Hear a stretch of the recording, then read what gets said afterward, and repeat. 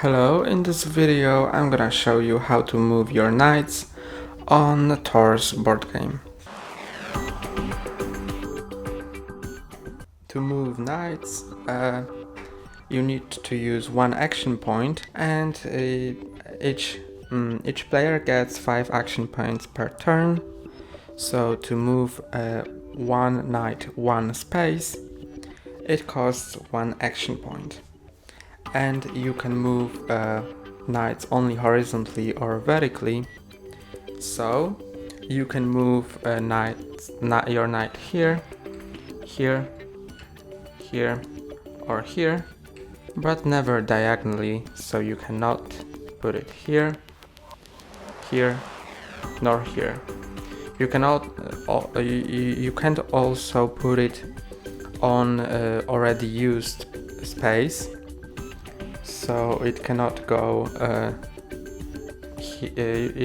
your knight cannot go here, and you cannot go over another knight, and you can only move 1 level up per space. So for 1 action point you can move 1 space up and 1 space up, 1 level up and 1 space up.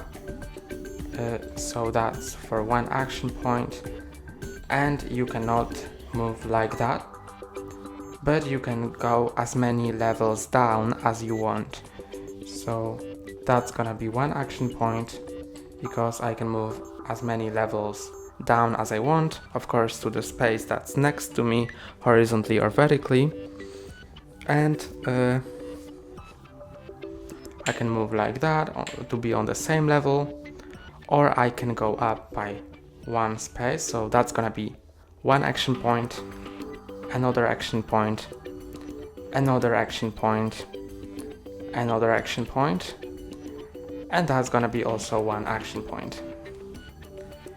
And action cards can override these rules. So if you have an action card that will allow you to move